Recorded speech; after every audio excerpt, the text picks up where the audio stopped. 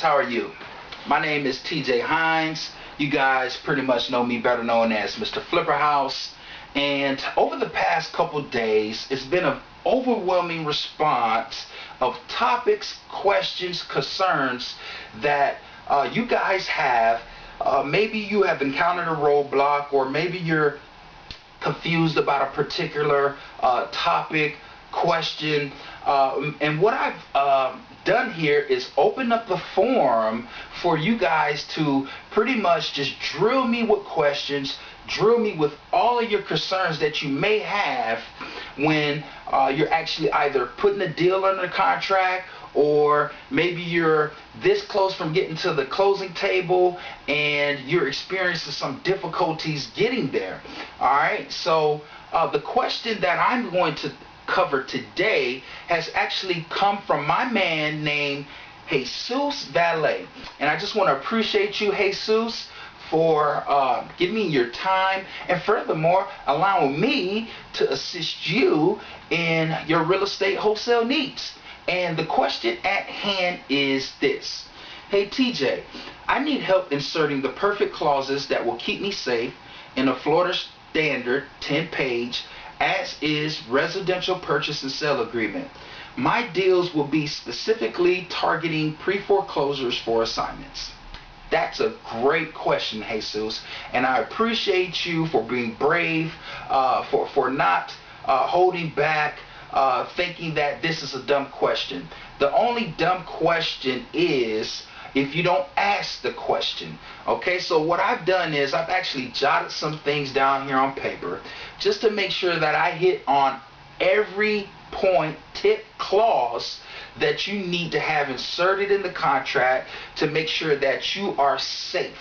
Okay, alright, and the first clause that you would want to put in there is seller must pass free and clear title. Okay, if not, then the buyer's deposit will be refunded. And just to break that down a little more is, in order for you to close on the property, the seller must be able to pass you free and clear title when you close on it.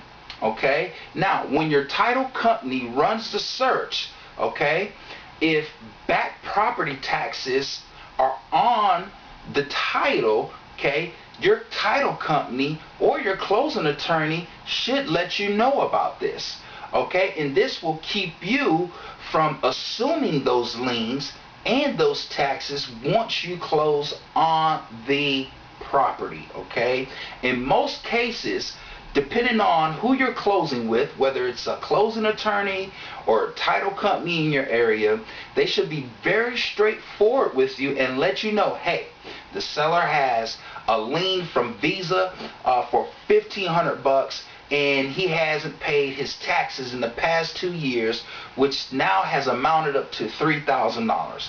Okay, that will be one of the clauses that you definitely want to put in the contract. Okay, and what it's going to do is, okay, it's going to allow you to get your deposit money back. You will not lose your deposit money if you have put in deposit money up with the seller in escrow.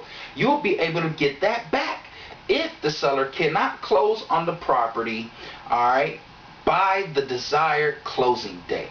Alright, so that's the first clause that you want to put in the contract. The second clause that you want to put in there is seller must pay for any unknown liens and taxes. And it's very, very important that you put this in there, guys, because title companies are human. There's humans actually working these jobs at title companies, or working these particular files and deals at the title companies. Okay, closing attorneys are human, so they can overlook, okay, a lien that wasn't paid by the seller. And guess what? If that lien gets overlooked, then guess who assumes those liens and taxes? You do. Now, I don't think that we would want to pay back taxes of $3,000 and pay off a Visa card that has $1,500 lien on it. Okay, I don't think that's something that any of us would want to do as a buyer. So make sure that you have seller must pay for any unknown liens and taxes. Okay? Alright, another great clause that I like to put in the contract is buyer, meaning you or me, will have 45 days to close on the property upon seller's acceptance. So let's just say, okay, today is July 2nd, and I've actually written out the contract to go over to the seller, but the seller does not sign this contract until July 4th. Okay? So what that means is you'll have 45 days from the 4th of July to either close on the property yourself or go out, find your end buyer that can close on the property. Okay? Alright, so that clause will give you more than enough time to close on the property. Now, you'll have in some instances, in some cases, where the seller say, well, 45 days is too long. Well, that's okay. And that's our first push. We always want to try for 45 days. If the seller does not agree with 45 days, then you want to drop those number of days down to 30. Okay? In all actuality, 30 days should be enough time for you to go out, find your end buyer, make sure that all the funding's in place so you can close on the property and get paid. Alright, the third clause that we most definitely want to put in the contract is, alright, and this is dealing specifically with private sellers, not pre-foreclosures, because you cannot structure your deal this way in a pre-foreclosure. And the way that I'm talking about is you want to put this contract is assignable, meaning that you have the rights as the buyer to assign this contract to your end buyer.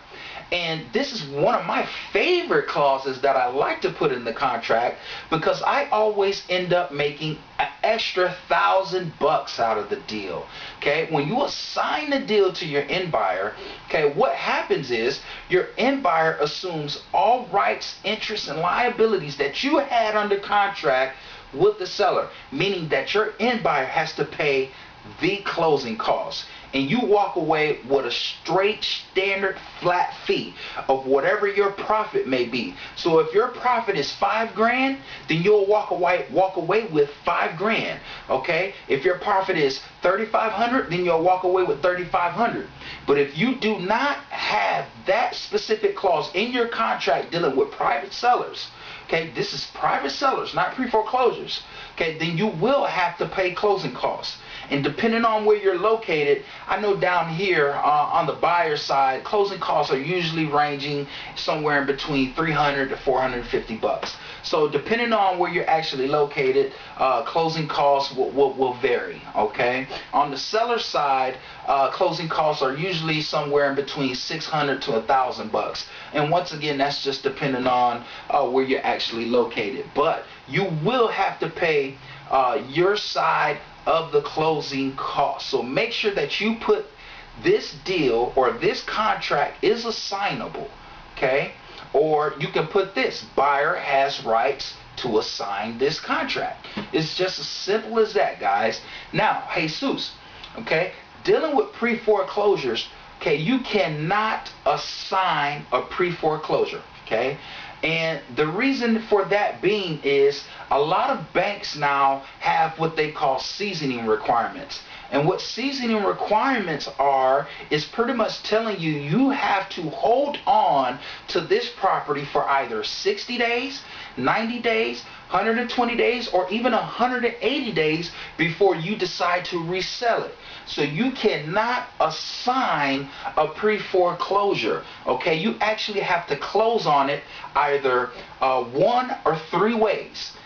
The first way is you closing on it yourself with your own monetary resources, or secondly, you can use hard money, or thirdly, you can use what we call in the game transactional funding.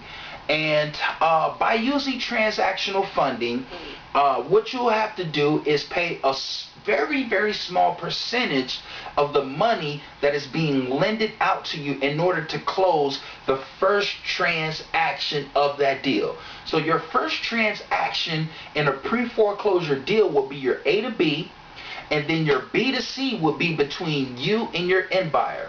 So your A to B is between you and the seller. Alright, so you're going to do what we call a back-to-back closing, or in other terms, what we call a double or simultaneous close. So, hey, Jesus, I hope that this has answered your question. Once again, I appreciate your time, for you reaching out to me, allowing me to help you with your needs. And guys, take this information, make sure that you store it all in, because this is very valuable. Like I said, if you put just that one specific clause in the contract saying that the buyer has the right to assign the contract, you make your net profits out of the deal. So if you got the property for $28,000 and you sold it for $32,000, okay, then you make a profit of $5,000 without having to pay closing costs. All right, guys, I hope that this has been helpful for you. Guys, make sure that you keep leaving your comments, your inquiries, anything that you would allow me to assist you in, to help you get yourself to the closing table, to help you get yourself across that finish line. That's what I'm here for. So do not be afraid to speak out and let me assist you, guys. There is no such thing as dumb questions or stupid questions. It's only stupid if you do not ask. Okay? Do me a very, very big favor. Subscribe to my YouTube channel by clicking the button above me right now, so that way you can be informed of all the latest, greatest tips, raw, uncut strategies that you won't be able to find anywhere else. Okay? And also, make sure that you visit my blog at mrflipperhouse.com. Be sure to leave all of your inquiries, questions, concerns that you would like me to help you out with at info@mrflipperhouse.com. Until the next time, we out of here. Guys, have a great 4th of July, and maybe I'll show you a clip of how we get down on the 4th of July by shooting off all kinds of fireworks, so forth and so on. So guys, get out there and let's flip some houses. Peace.